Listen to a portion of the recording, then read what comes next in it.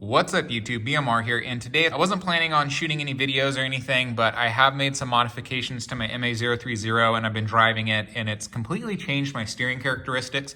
So I wanted to give you guys a little bit of an update. This was a completely unpredicted video. I'm just shooting on top of Tupperware, placed on top of my birthday cake with some batteries to shim up my cell phone camera. So my apologies if the audio is a little bit off. I'm just sitting here on my parents' counter.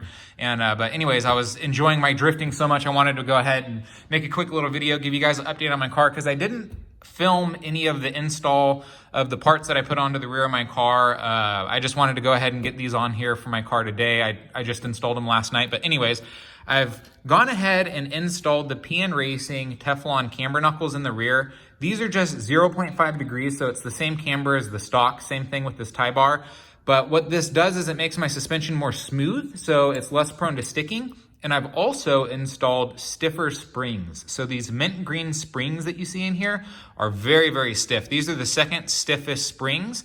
And out of the spring set that I got, the stock springs that come on the 030 are by far a lot softer than anything that's in this pack. So anything that you upgrade, any stiffer you go basically with the springs, it's gonna make a big difference for your car because the stock springs are very, very soft. So anyways, I went ahead and I've installed these mint green ones and they're pretty stiff like I said, and this has completely changed the steering characteristics of the car.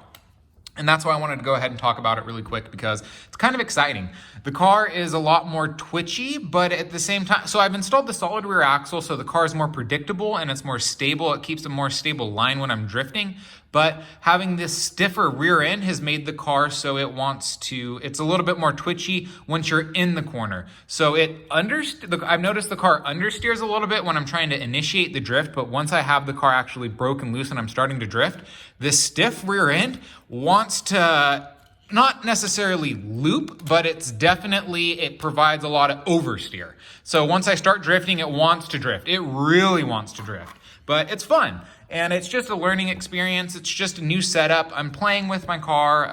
I'll be the first one to admit it, guys. I don't have very good drifting skills. I'm learning still. This is very much a learning experience for me, and I'm basically taking you guys along for the learning experience, taking you guys along for the ride with me, so you guys can learn as I learn. But anyways, playing with this stiff suspension was the first time I've adjusted my suspension, and I was kind of shocked to see how much of an impact it's made on the steering characteristics of the car. Like I said, it makes it want to oversteer a lot once you've initiated the drift.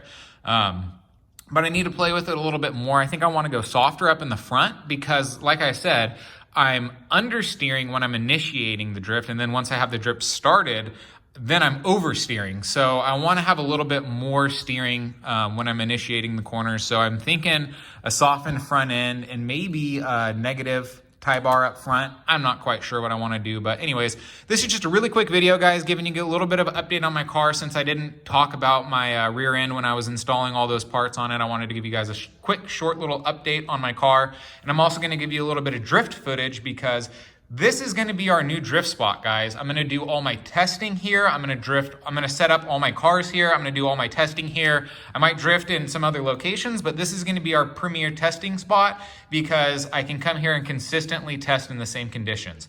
So outside in the garage, we have a 7-foot by 8-foot concrete slab that's really smooth, and that's going to be our drifting surface. And so today I have the car set up with LF1 tires. I have a very stiff rear suspension.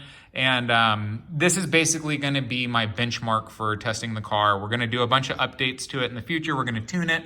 We're going to be changing out all my parts, as we go through the modification process of this car. And just as I have it longer, as I drift better, as I get better at drifting and I want to change the car more, I'll document all this. But anyways, this is going to be our benchmark. And I just wanted to give you guys a little bit of an update on my car. So this is day one. This is basically square one for my MA-030 drift build. Now we're getting serious that we have a solid rear axle installed, and hope you guys have a great day like I am. Like I said, it's my birthday. So of course I'm having a good time. I have today off of work and I'm just drifting my car, having a great day. So anyways.